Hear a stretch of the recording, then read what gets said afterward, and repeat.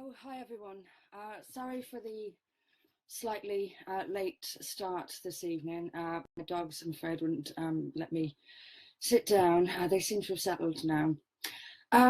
Coming this evening, not from the ForBritain Party Facebook page, but from my own. And the reason for that is that Facebook have essentially shut us down. Now, what they're telling me is that they have unpublished us for, and I quote, using hate speech. Now, I can't find any examples of hate speech other than the ones that are directed at me and other people like me on a regular basis. Can I also just say, can you share this, please? And I'll remind myself to remind you to share it as we go on through the hour. This is what's going to happen. This is what's going to happen. We are going to meet a brick wall everywhere we turn.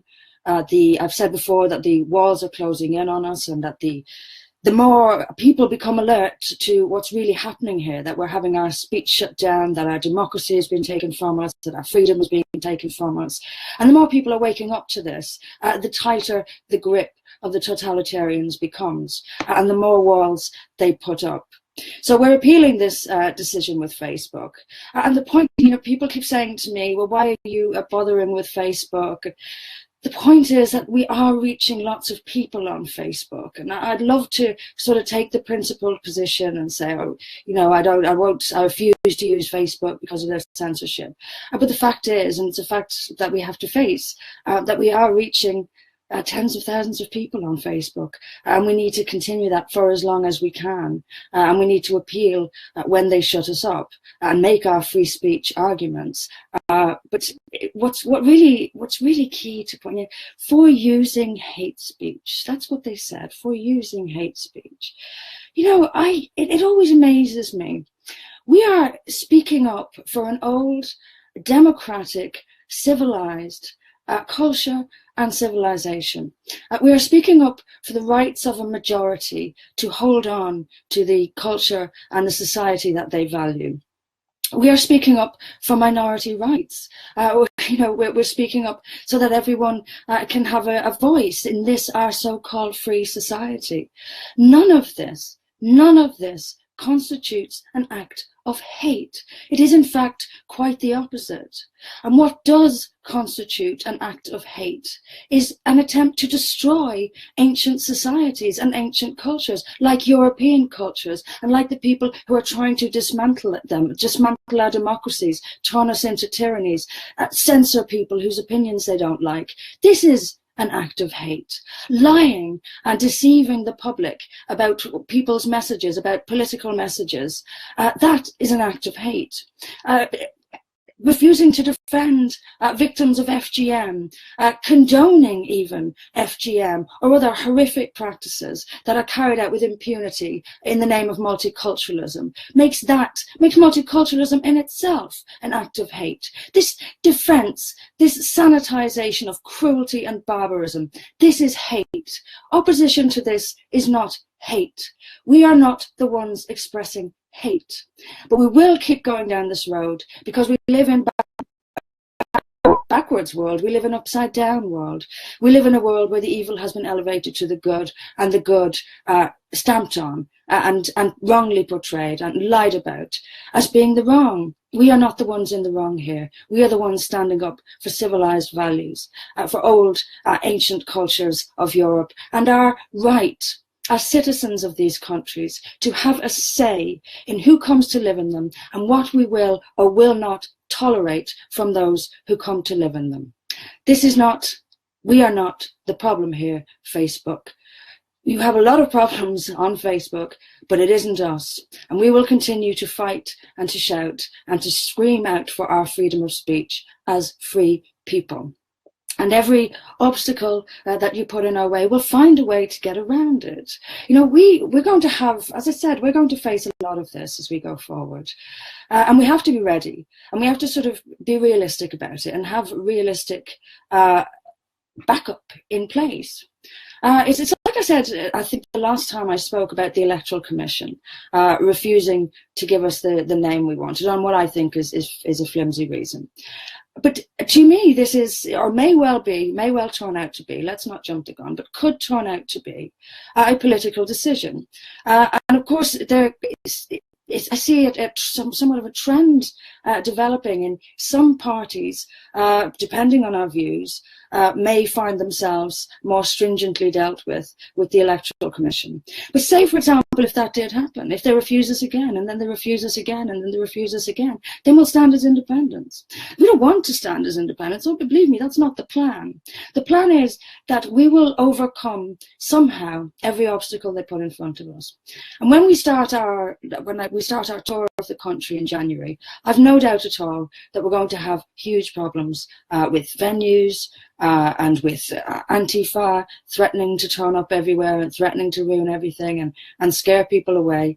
But the point is, we will have to make our venues public, and we will call upon the police to protect us from Antifa protesters. You know, people have a right to protest, but they don't have a right to protest outside our door and intimidate people into, away from attending a perfectly legitimate, perfectly reasonable political debate. But we're going to meet these things, and we have to be prepared for them, and we have to be so determined that if we can't get one venue, we'll get another. We'll demand the police protect our rights and the rights of the people who want to come and listen to us. So we have to be prepared for these obstacles. And it's reminded me, today has again reminded me of just how many barriers they can put up. And I mean, who knows, maybe my own Facebook page will be closed down soon. I haven't, touch wood, had any problems with Twitter yet. But of course, it will hurt us. But we must be prepared for it, and we must be strong enough and determined enough to find a way around these obstacles and to reach the people. Similar to the way we need to find a way around the mainstream media, we have to find a way around Facebook censorship or Twitter censorship or inept policing or biased policing. We will have to find a way around these things, and we will. And I'm very determined that, and in fact, these kind of things make me even more determined. So in a way, it provides us with yet another example that we are telling the truth about the censorship that we are facing and the fact that we are losing our freedoms. We have not said anything that deserves this. We are perfectly reasonable people putting forward perfectly reasonable policies, and we will continue to reach out to the British public. And we will get there. I said on a tweet earlier today that freedom can only be contained for so long, and that's true. And that's true. We will get there. We will get there with determination. This totalitarianism can't win, and our only option is to keep fighting it. So there were several things that I wanted to talk about tonight, and the show changed a bit from what changed a bit from what I said last time. I said I was going to talk about Christmas, which I will, and I still want to give some time to Christmas towards the end. And I'll just remind you again to share if you can, please. I will get on to talking about Christmas because I think it's really, really important towards the end. But there was something else I wanted to talk about, a couple of vital things, one of them being the Brexit deal, if you can call it that, that has been agreed since the last time we spoke. What a complete fiasco. What a complete fiasco. We have had the news recently in the last week or so that there has been an agreement in principle between the UK and the European Union on Brexit terms. Now, there are four major, and I'm going to go on to an article on The Guardian, which on this one, it's one of the clearest ones I could find. And there are three major issues that have been agreed in principle. Now, first thing I want to know is, why has it taken you a year and a half to agree basic things on principle. It's almost as if it's being dragged on and on and on, because nothing has actually been agreed.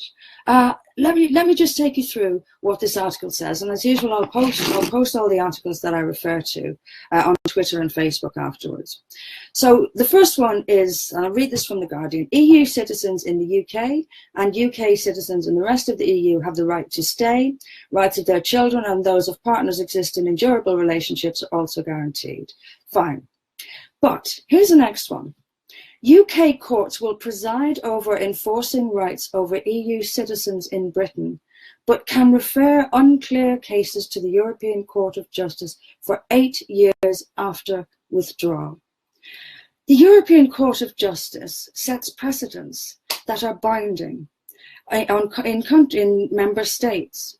So if we're still being referred to a court which issues decisions that are binding on member states for 8 years after we leave the EU, aren't we essentially staying in the EU, or at least being subject to a machine of the EU for 8 years after withdrawal? Why? As with so much of this, there's no explanation. There's no filling in the gaps. Everything is so vague. Everything is so unnecessarily complicated. I keep saying it. We could have wrapped this up in a year if there was will on both sides, if there was goodwill on both sides. There isn't, and there certainly isn't goodwill coming from the European Union. Here's the second one, the Irish border. The agreement promises to ensure there will be no hard border and to uphold the Belfast Agreement. Now, first thing about an Irish hard border is to say I would take no pleasure in seeing a hard border in Ireland. But the point is, there are several points, and several of them have been left unanswered as usual. What happens if there's no hard border in Ireland and Ireland continues its suicidal open border migration policies, which it does? The Irish government is effectively a tool of the EU in Ireland. It does what it's told, and mass migration is all the rage in Ireland. The criticism of this, as I've found out myself when I've spoken there, is met with extreme demands for me to be silenced and get out of the country. This is the kind of thing I got when I spoke there about the EU a couple of years back. So my point and my position on this is we want an answer. I certainly want an answer to this. If there's no hard border in Ireland and Ireland continues mass migration policies, what exactly will be in place to ensure that there cannot be migration via Ireland into Britain, people who we would otherwise not have allowed to come here? If Ireland has an open door to the world and there's no hard border with Ireland, then we essentially still have an open door to the world. And it's up to Ireland to decide, in effect, whether or not there is strict migration into these islands. If we're not having a hard border, I want an answer as to how we will prevent illegal migration to Britain via Ireland, who will be responsible for it, what checks will be in place. Who's going to pay for all this? How are we going to police this? How is it going to work? We need answers. This point is absolutely key, because it was mass migration is one of the reasons why people wanted out of the European Union. And if it can come in via Ireland, then we're still in the same position where we're not actually in control of the borders. Moving on to the next point. It makes clear the whole of the UK, including Northern Ireland, will be leaving the customs union. And it goes on to say, it leaves unclear, what a shock, how an open border will be achieved, but says in the absence, now this is important, in the absence of a later agreement, the UK will ensure full alignment with the rules of the customs union and single market that uphold the Good Friday Agreement. What does that sound like to you? Let me read it again. In the absence of a later agreement, the UK will ensure full alignment with the rules of the customs union and the single market that uphold the Good Friday Agreement. Now, how does that tally with, it makes clear the whole of the UK, including Northern Ireland, will be leaving the customs union. And they contradictory statements. Isn't the whole thing once again completely vague? I don't trust things that are this vague. Moving on to money. There is no figure, there we go again, there is no figure on how much the UK is expected to pay, but the document sets out how the bill will be calculated, expected to be around 50 billion. The UK agrees to continue to pay into the EU budget as normal in 2019 and 2020. Well, I thought we were getting out in 2019, so why are we paying in 2020 as well? The fact that there's no figure, this entire thing is a fudge. If anyone who trusts us is crazy, if you want out of the European Union and you are happy that after a year and a half they have agreed in principle 3 things, all of which leave more questions unanswered than answered, all of which are completely vague, then you're far more trusting of politicians than I will ever be. So after that, we went on to another fiasco, which is what this has all been. So then we had David Davis saying that these agreements were a statement of intent rather than legally binding. This got the backs up of some of the Eurocrats who are now bickering back and forward, and there's now bickering back and forward between the UK and the EU about whether these are legally binding or not. Another farce, another farce. Can we just have some agreement? Can we just sit down like adults and make some grown-up agreements? We're a year and a half in. We shouldn't be making vague, in-principle agreements of only 3 kinds. After all this time, grow up, take a grip of things, take control of things, and get it sorted. In my cynicism, of course, and I've said this before, I think they're dragging it out. The EU certainly doesn't want the UK to leave, and there are many in the UK who would happily overturn Brexit. And why wouldn't they prop each other up? Why wouldn't they support each other? Why wouldn't they all drag this thing out as much as they can, hoping perhaps if May's government collapses for a Labour government, and you can pretty much, if it happens anytime soon at least, forget about Brexit, at least anything resembling the Brexit that we voted for, or if it's not another general election, then a second referendum. But this is going to drag on for years. And as I pointed out as well on Twitter the other day, hasn't Donald Trump made huge business deals with China already?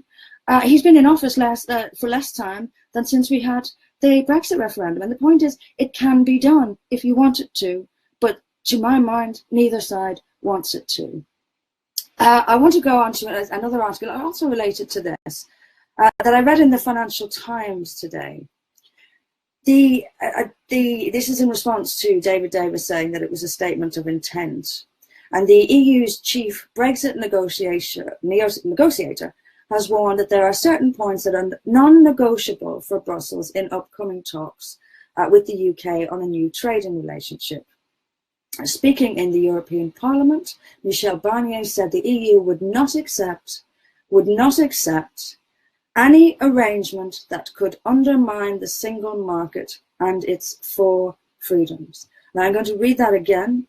Speaking in the European Parliament, Michel Barnier, the EU's negotiator on Brexit, said that the EU would not accept any arrangement that could undermine the single market and its 4 freedoms. Now, what are the 4 freedoms of the European Union?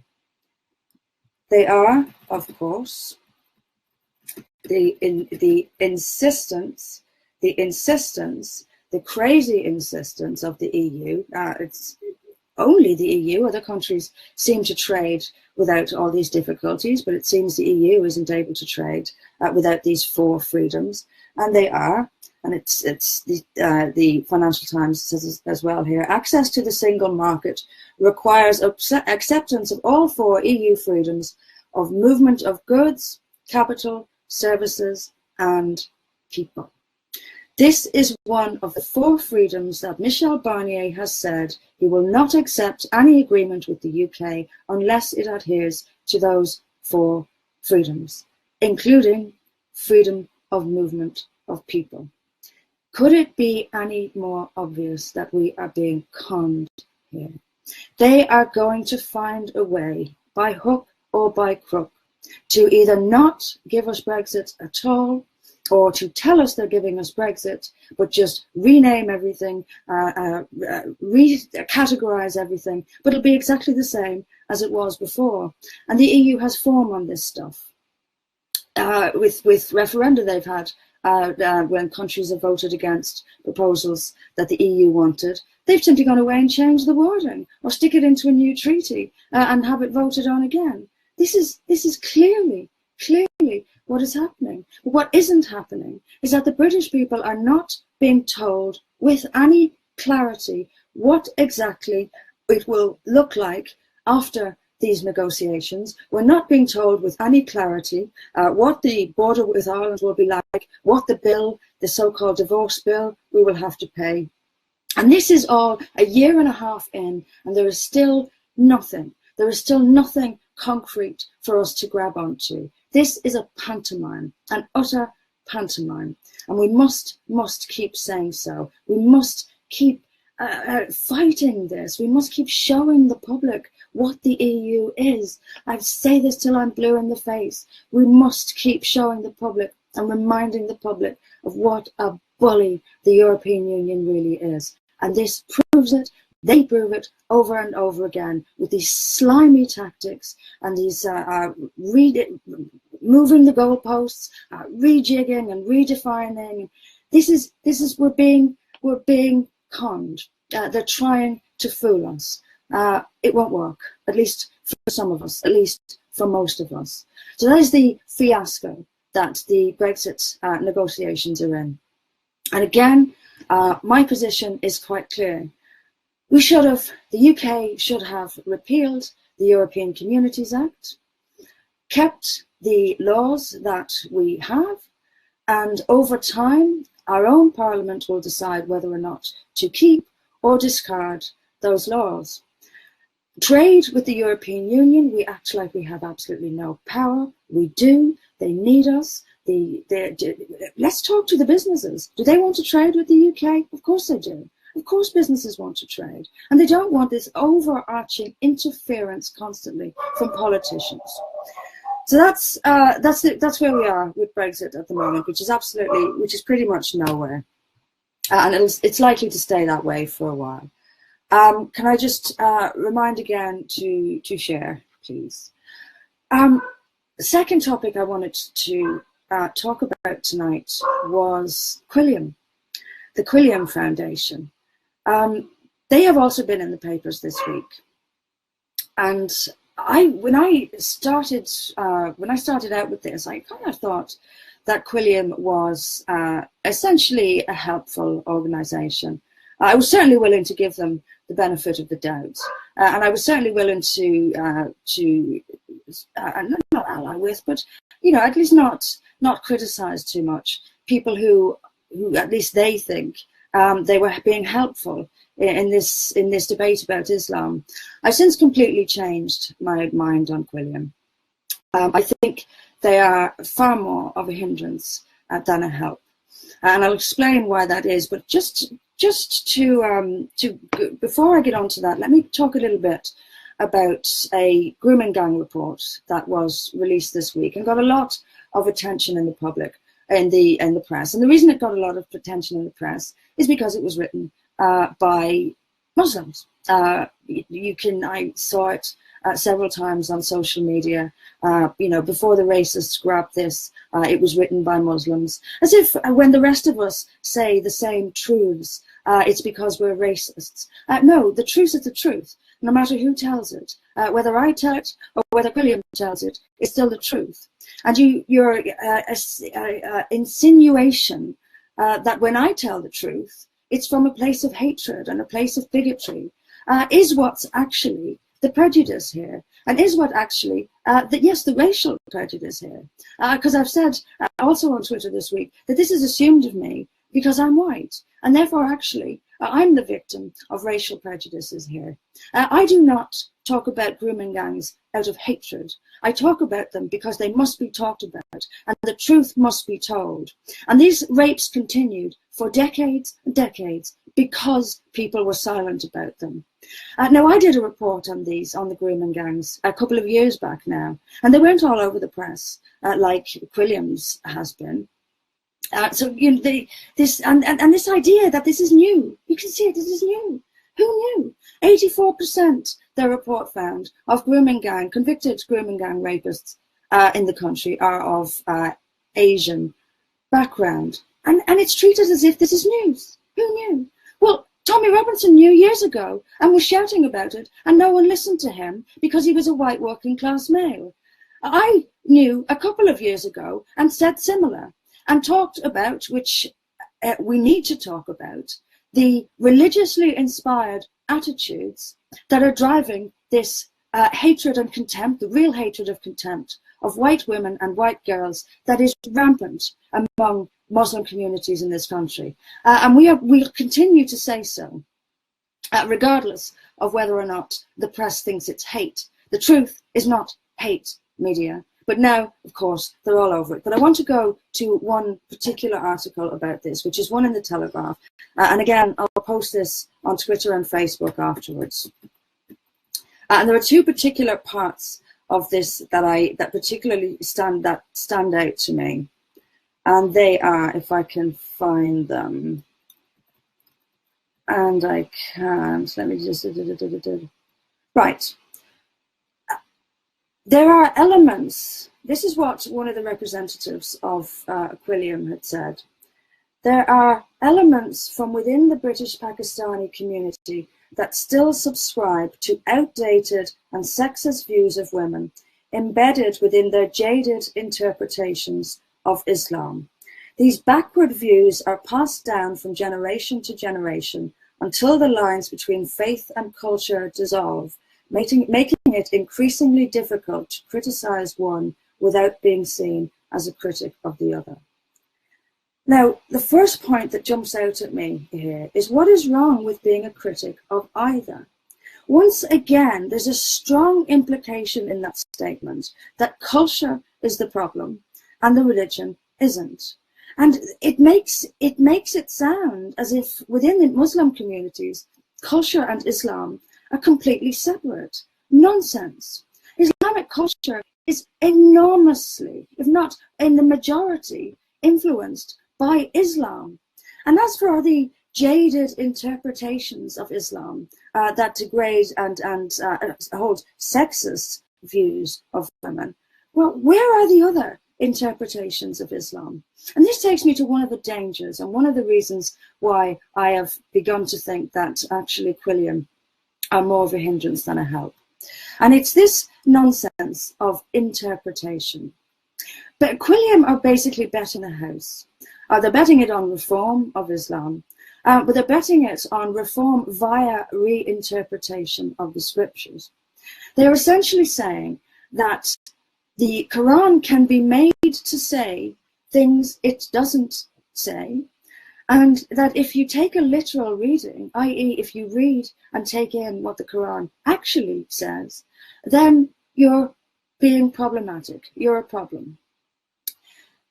They make this distinction between Islam and Islamism, and from watching them and from reading them and from observing them for quite some time now and the kind of things they say, they seem to think that if you take a literal interpretation of Islam, this equals Islamism. But if you reinterpret, i.e. redefine the words that are written there and reinterpret them beyond all recognition from the original text, so that it actually turns out by reinterpretation to say the complete opposite of what the text literally says, then this constitutes Islam. So let's be clear, a literal reading of the Quran, Islamism, reinterpretation beyond all recognition, Islam. I'm sorry, I'm not buying it. What is written in the Quran constitutes Islam, along with the actions and the hadiths, as recorded in the hadiths by Muhammad. That is Islam. And there is nothing bizarre, and there is nothing hateful, and there is nothing outrageous about reading those scriptures as they are, and in telling the truth about what they say. Now, Quilliam also have a habit of calling people like myself, Tommy Robinson and others, far right, racist, and all the rest of it. And this brings me to the second reason why they are more of a hindrance than a help. There is no need for them to do this. I don't attack Quilliam every 5 minutes. I let them get on with it. But this smearing and slurring of people because we insist on taking a line on Islam, i.e. that the Quran can be read quite legitimately, literally, and that it is not a tiny minority of extremists who interpret it literally and apply it in countries all over the world, much to the detriment of many millions of people. Why call us racists and far right for expressing that view? The only reason can be to silence us, because what we're saying is inconvenient to their narrative. And I've experienced this from Quilliam myself. I've been called a racist, an anti-Semite, and interestingly, a homophobe by Quilliam representatives. Never had any acknowledgement or any apology for that. But you might remember the white supremacist fiasco involving Tommy Robinson, where one of Quilliam at the time, Quilliam staff wrote in The Guardian, very strongly implied, she didn't write the words, Tommy Robinson is a white supremacist, and that of course was part of her get out clause when he rightly confronted her with it. But she very, very heavily implied that he was a white supremacist. And I'll post the video after this as well of when Tommy Robinson turned up at Quilliam's offices. And you'll see the reaction. And it's that kind of reaction that also makes me very suspicious of Quilliam and very reluctant to put any faith in them. When people react that badly to fair criticism, Tommy Robinson was right to challenge them on this, and they didn't like it, and they didn't like it one bit. And Shazia Hobbs wrote a great article this week where she challenged Quilliam on a lot of things. She wrote an article about Quilliam's, but also about Maajid Nawaz, and gave her views about him. Again, the reaction from Maajid Nawaz on Twitter was to tell us that we looked stupid for sharing these things. I had said that I met an ex-Muslim at the weekend who he thought that Maajid Nawaz is a fraud. And I have every right, he has every right to say that, and I have every right to listen to him. It so happens that I don't think that Maajid Nawaz is an Islamist. Who knows? Anything is possible, but I don't think that he is. But I'm struggling to find what difference it would make if he was, in the way that they react to criticisms of themselves, in the way that they call other people racists and far right, and in the way that they continue on insisting that it's only a crazy and extremist interpretation of Islam that causes the problems. That is the problem with Quilliam. These are the reasons that we shouldn't place too much faith in them, and it shouldn't be that we place so much faith in the whole reform idea either. You know, non-Muslims have a view on these things too, and there's a very distinct difference between the non-Muslim and the view of the Muslim reformer, and that is the Muslim reformer. Particularly the groups like Quilliam, don't argue against mass immigration from the Muslim world. And they present to the public an idea that it's only a small minority of extremists, continuing this lie, and it is a lie, and thereby continuing the public apathy about this. Well, all religions have extremists, and so what's the problem? I want people to know that we're not talking about a small minority of extremists here. And we want our borders closed. And this is where the difference in perspective comes from. If you want to reform Islam, good luck to you. But those of us in the West, those of us who grew up in the West, those of us who identify with the West as home, don't want it happening here. We can see how reform is getting on across the world. We look at Muslim countries and see what luck reformers are going to have. People are jailed and lashed for any kind of criticism, for cartoons, for Facebook posts. Good luck with reform there, because reform means you have to criticize what you have in front of you. In other words, if you want to reform something, there has to be something wrong with it. How are you going to reform it in the Muslim world if you can't even criticize it at threat of death? Again, I wish people well. I wish the dissidents in Muslim countries well, but from my perspective, as a Western non-Muslim, I don't want any more immigration from these societies coming into the Western world. We can see what it is doing to us. It is destroying our freedom. It is destroying our safety. It is boosting the left and its totalitarian agenda, and we don't want any more of it. And as far as I'm concerned, that anyone who continues the lie, the tiny minority of extremists, Islamist lie, is keeping our borders open. And we, as Western non-Muslims, have every right to object. As I said at the very start of this, we have every right to object to who comes into our countries and what sort of beliefs and practices they bring with them. We are coming at this from a different perspective as Reform Muslims come from it, and we've every right to. And we've every right to come at it from our perspective.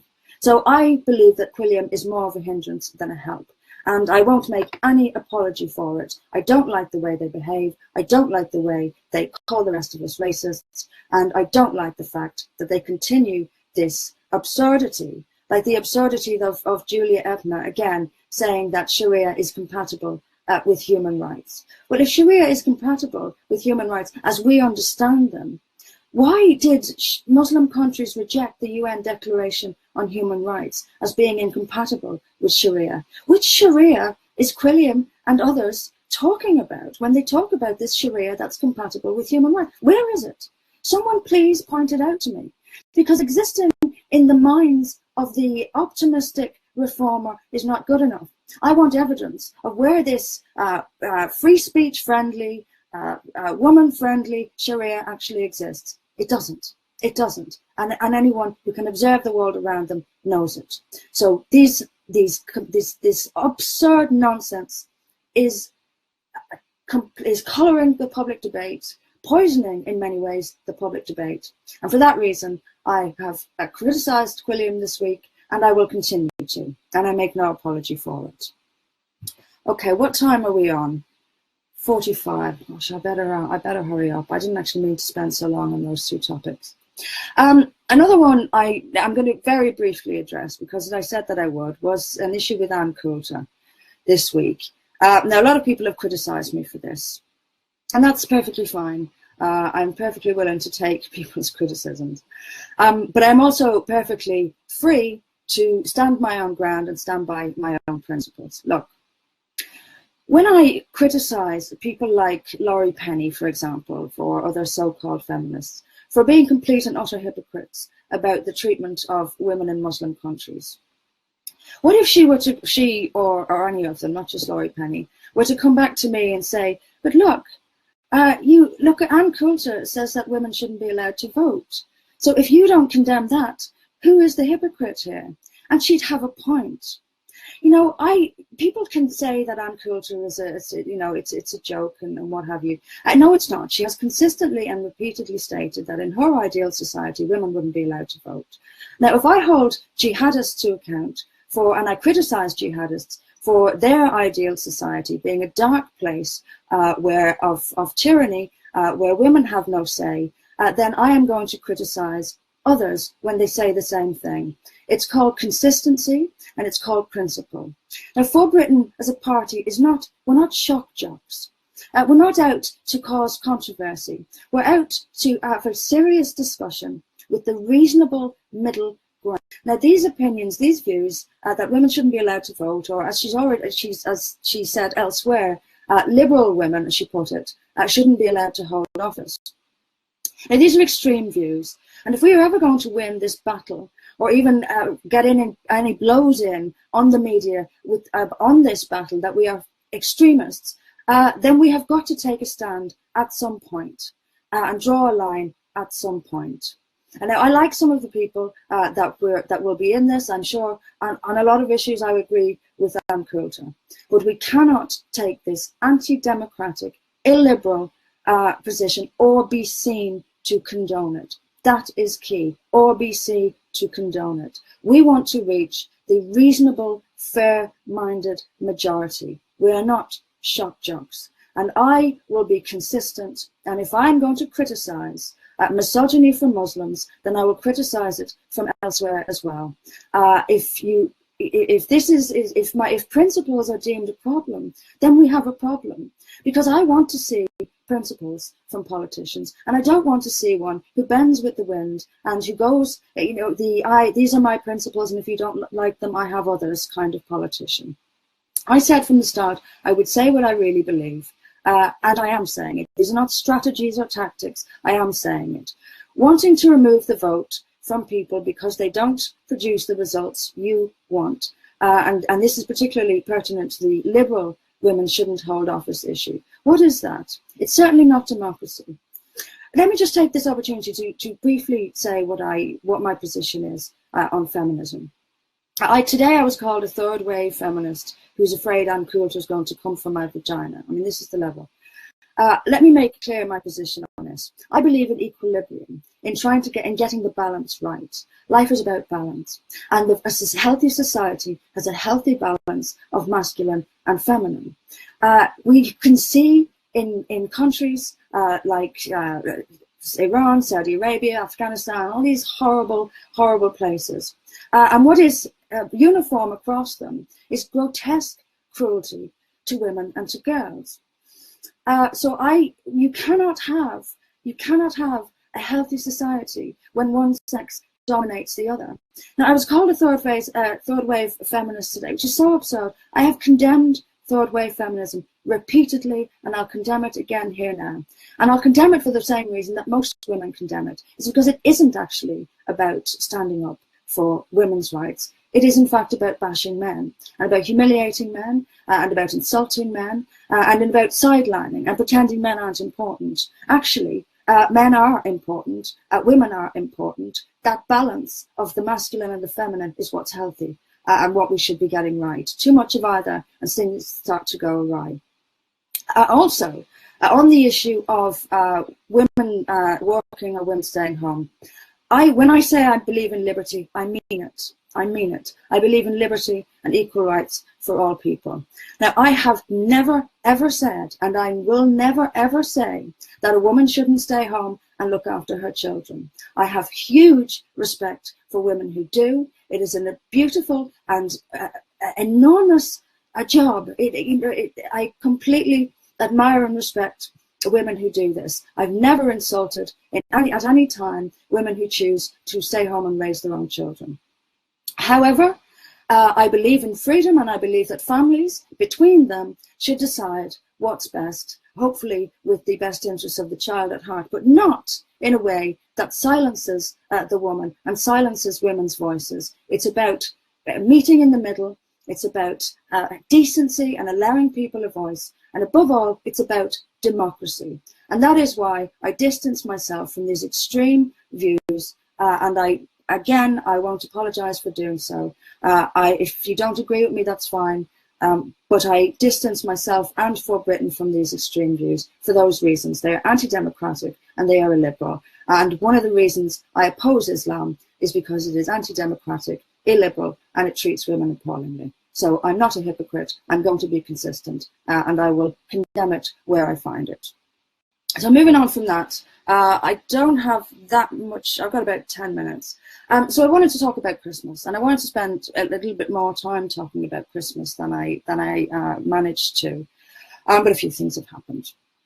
So I had a debate recently with myself and Alan Craig, and again I'd ask you to share, please. I had a debate recently about whether Islam is compatible with the West, with myself and Alan Craig. he made the point during his part of the debate that I had said, and that I had said in a private discussion with him, that I wouldn't disestablish the Church of England, and I wouldn't. But we have actually, that's a personal view. We haven't as a party discussed this, but my personal view is that I wouldn't disestablish the Church of England. And the point he was making was that even as me, as a secularist, someone who has been a secularist activist, still doesn't want to disestablish the Church of England, is a nod to and an appreciation of the Christian part of our heritage. It's just my own personal views, if you like. I grew up a Catholic, and I left to leave the Catholic Church. You don't really need to leave it. Probably about 13 or 14, I stopped going to mass, and I really wasn't interested in it anymore. But I didn't grow up in a very overly religious household, so it wasn't that much of a big issue. Later in life, I didn't think about religion or belief for a long time after that. But later in life, started to think about these things, and I was one of those, and yes, I'll say it, awful atheists who sneer at religious people and who dismiss religious people as stupid and fools. I was one of those, and I regret that I ever took that position. I have changed since then as well. I think now in terms of the big question, it's whether or not there is a God or a higher power. I think my only conclusion can be that I don't know, and that I'm happy not knowing. And so I guess agnostic is the closest descriptive word to use for my beliefs, or sort of spiritual beliefs, if you like, for want of a better word. But I do believe there are a lot of unanswered questions in life, and a lot of mysteries, and a lot of things happen that we simply can't explain. And I'm not a person who dismisses this, and who dismisses people's experiences, and who it insults people over their various different spiritual beliefs. We all have to do what we can to get through this life as easily as we can. So I'm not about to go out of my way and gratuitously condemn people for believing in various different philosophies. But I'm a secularist. And this is separate from what I believe about the great mysteries of the world, and what I believe is that I don't know, essentially. But in terms of bringing it back down here to earth, I am a secularist. And I'm a secularist because essentially what the effect of secularism, and it's the effect of secularism that concerns me, rather than the letter of the law of secularism, if you like. So the effect of secularism is that no religion can hold dominance in a society, that religion is separate from the state. And therefore, and the effect of that is that people are free to live in accordance with a religion if they want to, within a democratically agreed law, but people are also free to live outside the teachings of that religion if they want to. Once again, to me, secularism is all about liberty. But getting back to the point about the Church of England, how could a secularist not want to disestablish the Church of England? Well, very simple. I've just really answered the questions because of the effect. Because of the effect. The Church of England doesn't and won't have a huge say over our personal and private lives. If that were to happen, then we would have to start objecting, but it doesn't. One of the reasons, one of the main reasons that I wouldn't disestablish the Church of England, partly because it's a part of British tradition, and it's a harmless part of British tradition, a bit like the royal family. It's a harmless part. When it starts to cause us harm, then we'll reevaluate. But it's a harmless part. It's at the heart often of community and village life, or it used to be. And for that, I don't want to sort of bring it down or attack it. It is a part of this country's heritage and history. But there's another reason, and I'll say this in one sentence really. The higher status and the unique status of the Church of England keeps imams out of the House of Lords. I'm sure it was the Liberal Democrats, it probably was, it sounds like a Liberal Democrat thing to say, that if we have Christian bishops in the House of Lords, then we must, in the name of equality, have all religions in the House of Lords. No, we must stop that from happening. And I would much rather keep the Church of England where it is, keep it with its status as part of the very fabric of British life, than have this equality shtick that makes the Church of England no better than any, or no more senior than any other religion in this country, so that other religions, far more harmful religions, start to have a say in the House of Lords. That by itself, to me, is a good enough reason to keep the establishment of the Church of England.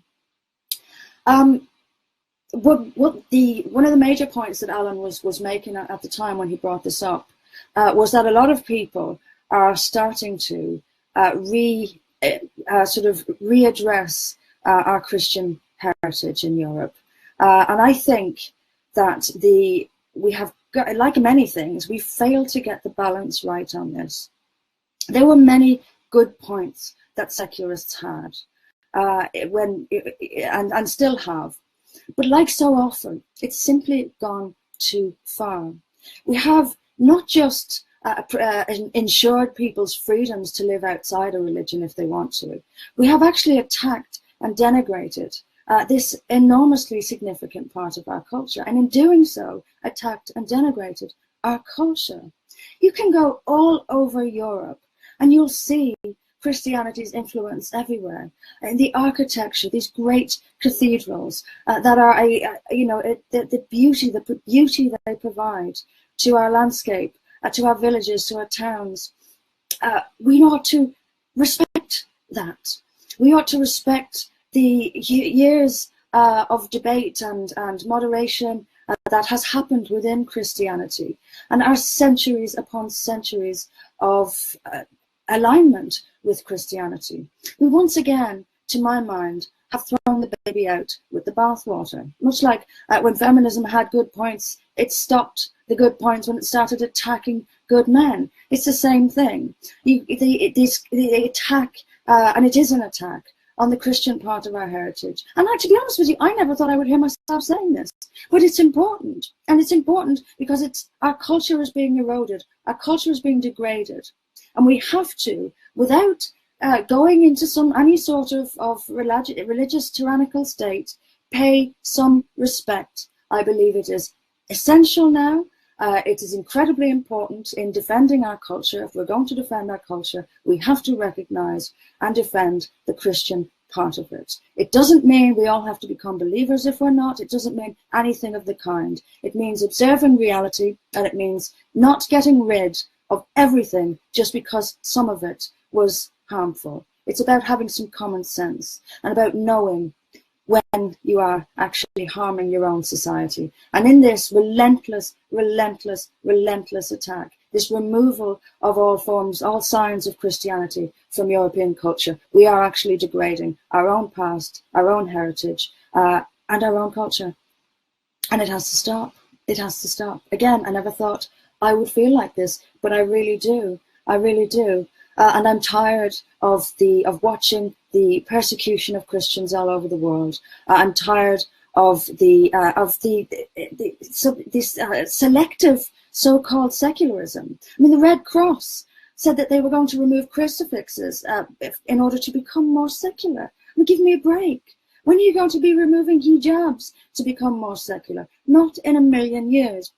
That has nothing to do with secularism. It's about appeasing Islam. And I think a lot of the attacks on Christianity and on our Christian part, the Christian part of our Western heritage, is actually appeasement to Islam as well. And if it isn't by intent, then it is in effect. So I am going to celebrate Christmas with absolute gusto this year. I can see it feels Christmassy. It feels more Christmassy than it has for a couple of years, in my view. And I'm looking forward to Christmas. I always look forward to Christmas, but I'm particularly looking forward to it this year. I'm going to spend it with my family, my friends, and my loved ones, which I hope that many of you will be doing as well. It's the only time of year when we do actually get together, when we're all in the same room at the same time, the family especially. And it's a wonderful, wonderful thing, and it's part of our culture, and it's part of our heritage. And I don't want to engage or be part of any of these ludicrous, politically correct assaults on the identity, the Christian part of the identity of the West anymore. This refusal to have cards saying Christmas, or I'm old enough to remember when there were harmless symbols of the actual Christian part of Christmas around. It didn't do me any harm.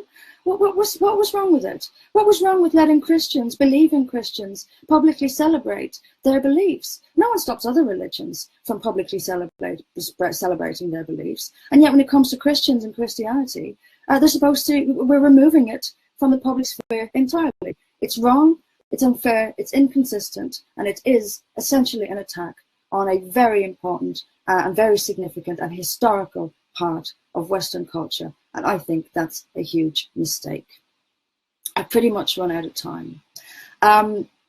Last thing is to say that just one quick update on the registration with the Electoral Commission. We have resubmitted it takes 30 working days, so it can be a bit cumbersome. We have resubmitted to the Electoral Commission as the ForBritain movement, which is what they recommended that we do. So in early to mid-January, we should have an answer on that. I'm hoping that will be the end of the story.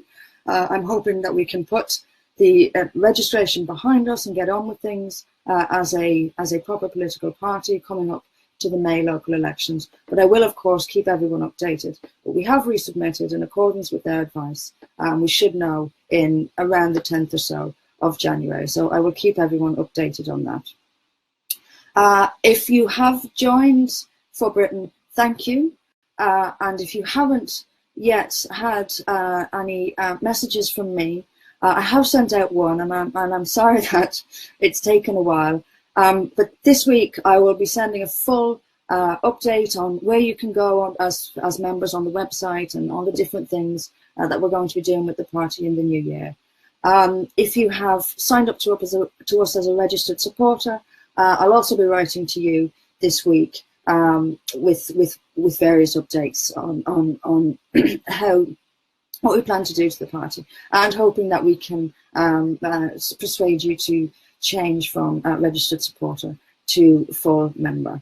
Okay, that's it. Thank you all for listening. Thank you all for sharing.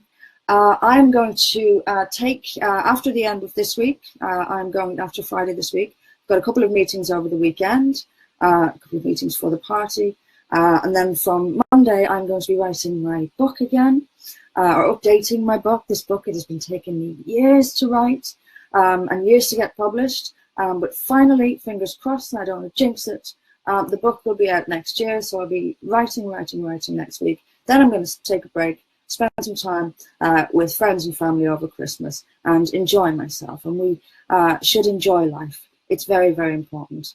So Merry Christmas to you all. We will be back. ForBritain will be back. I will be back in January, ready to go. We'll have the first of our many public meetings in Plymouth on the 25th of January. I think the last time I announced that it was the 23rd, but we've changed it to the 25th. So the 25th of January, and then hopefully from then on, we'll be doing a couple of meetings a week around the country. It'll be hard, it'll be a tough slog, but we are determined, and we will do it. We will continue to speak to and for the ignored, decent majority in this country, the ones who want fairness and common sense. That's the majority. That's who we'll speak to, and that's who support we'll get.